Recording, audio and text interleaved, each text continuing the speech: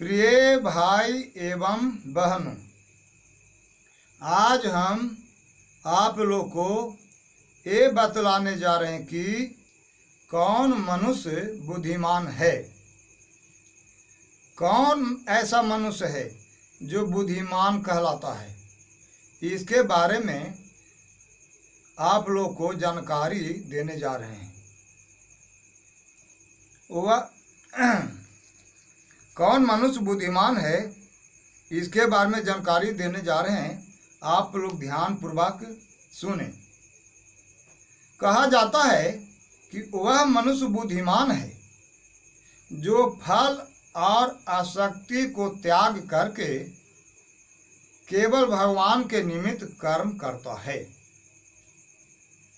यानी वह मनुष्य बुद्धिमान है जो केवल भगवान के लिए कर्म करता है,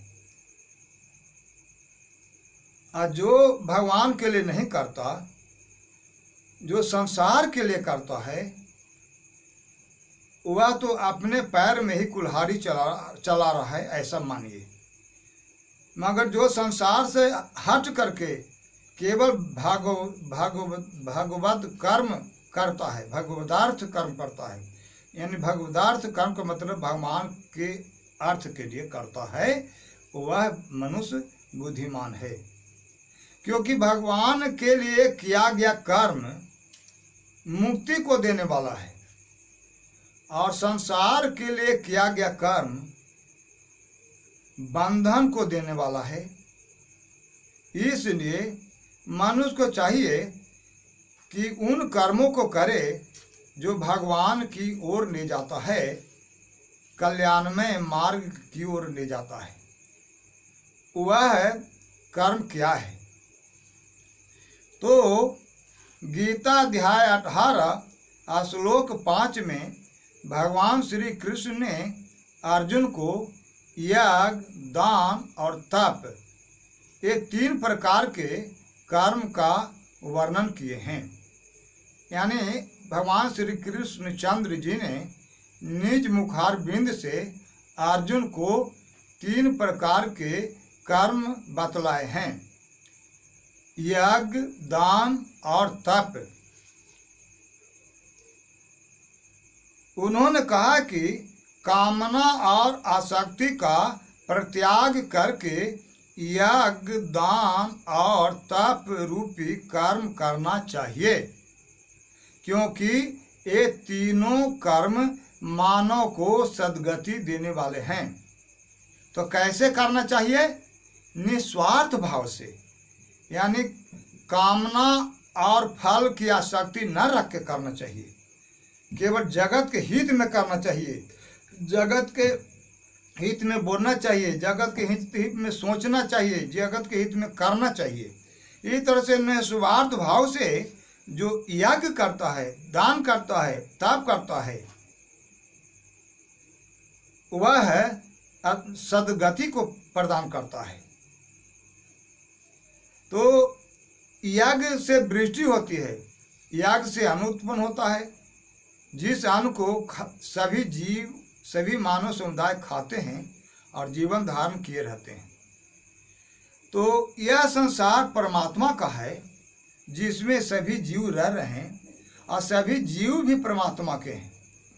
तो हम इस परमात्मा के संसार के लिए, परमात्मा के सभी संतानों के लिए, परमात्मा के सभी अंशगत जीवों के लिए हम यज्ञ करें, ताकि वृष्टि हो और उस वृष्टि से अन्न उत्पन्न हो और उसे लोग भोजन करें, उसे प्राण प्राप्त करें, शक्ति प्राप्त करें। यज्ञ विधिवत होना चाहिए, जो वैदिक सिद्धांतों के तहत है, जो वेद शास्त्रों में वर्णित है, ग्रंथों में वर्णित है, उसके अनुरूप यज्ञ होना चाहिए। निष्काम भाव से होना चाहिए, कामना फल आसक्ति का परित्याग करके होना चाहिए, जगत के हित में होना चाहिए, परमात्मा की प्रसन्नता के लिए होना चाहिए। दान, यज्ञ में, जप में और जगत के हित में जो कार्य होता है, उसके लिए दान देना चाहिए, ताकि जगत के हित करने वाले प्राणी को सुविधा प्राप्त हो, जगत के हित में कार्य करने में सुविधा प्राप्त हो, उनको सहयोग प्राप्त हो। इसलिए दान ऐसे कर्मों में देना चाहिए जो संसार के हित के लिए किया जाता है, संसार की भलाई के लिए किया जाता है, जीवों के कल्याण के लिए, जीवों के उद्धार के लिए किया जाता है।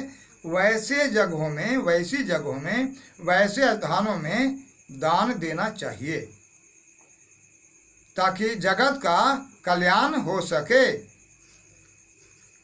और तप का मतलब होता है मन को बुराइयों से मोड़ करके रखना और अच्छाइयों में लगाना, यानी मन को सांसारिकता में नहीं फंसने देना चाहिए, क्योंकि संसार बुरा है। इस संसार में जो फंस जाता है वह दुख को पाता है, और जो इस संसार में फंसकर दुख पाता है तो समझो कि यह संसार वास्तव में बुरा है। तब तो इस संसार में आसक्त होने से दुख उत्पन्न होता है। अगर बुरा नहीं होता तो फिर दुख क्यों होता। इस तरह से हम लोग को काम करना चाहिए जो जगत के हित में हो, सभी जीवों के कल्याण के लिए हो। ऐसा कर्म करने वालों को भगवान श्री कृष्ण ने गीता अध्याय 18 श्लोक 10 में बुद्धिमान और सच्चा त्यागी कहा है।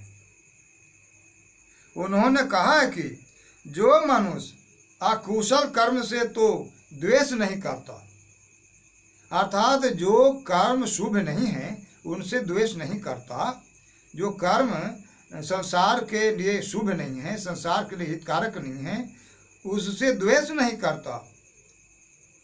और जो कर्म कुशल हैं, जिसके द्वारा संसार की भलाई होती है, संसार का कल्याण होता है, संसार का उद्धार होता है, उसमें आसक्त नहीं होता।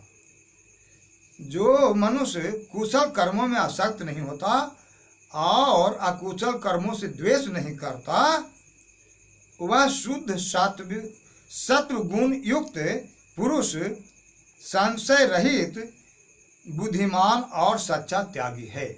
ऐसा भगवान श्री कृष्ण चंद्र जी ने अर्जुन जी को कहा है।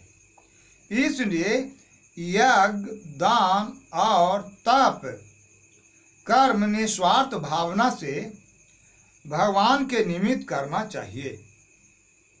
यह संसार भगवान का है। यहाँ जो भी लोग रह रहे हैं वे सबके सब भगवान के हैं। हम जो भी फल और आसक्ति का परित्याग करके इस संसार के हित में कर्म करेंगे तो वह निस्वार्थ कर्म भगवान के लिए ही होगा। इस तरह से ईश्वर की प्रसन्नता हेतु हम लोग को फल और कामना आसक्ति का परित्याग करके याग, दान, तप करना चाहिए। इस तरह से ईश्वर के निमित्त कर्म करने वालों को मुक्ति मिलती है। ईश्वर के लिए जो कार्य किया जाता है, भगवान के लिए जो कार्य किया जाता है, वह मुक्तिदायक है। निस्वार्थ भाव से जो भगवान के लिए कर्म करता है वह मुक्तिदायक है और परमात्मा की प्राप्ति होती है। इस तरह से कर्म करने वालों को बुद्धिमान कहा गया है। इस तरह के कर्म करने वालों को परमात्मा बुद्धिमान कहते हैं। भगवान श्री कृष्ण के निज मुखार बिंद से बुद्धिमान शब्द का प्रयोग ऐसे कर्मियों के लिए हुआ है, ऐसे कार्यकर्ताओं के लिए हुआ है। इस तरह के जो कर्मयोगी हैं उनके लिए भगवान श्री कृष्ण बुद्धिमान शब्द से कहा है, उनका संबोधन बुद्धिमान शब्द से किया है, उनको बुद्धिमान कह करके संबोधित किया है। इस तरह के जो कर्म करते हैं वे बुद्धिमान कहलाते हैं। ऐसे ही मनुष्य बुद्धिजीवी कहलाते हैं, बुद्धिजीवी होते हैं। इस तरह से आप लोग जान गए कि वह मनुष्य बुद्धिमान है जो फल और आसक्ति को त्याग करके केवल भगवान के निमित्त कर्म करता है, वह मनुष्य बुद्धिमान है। इसकी जानकारी हेतु आप लोग हमारे चैनल राधे श्याम MSR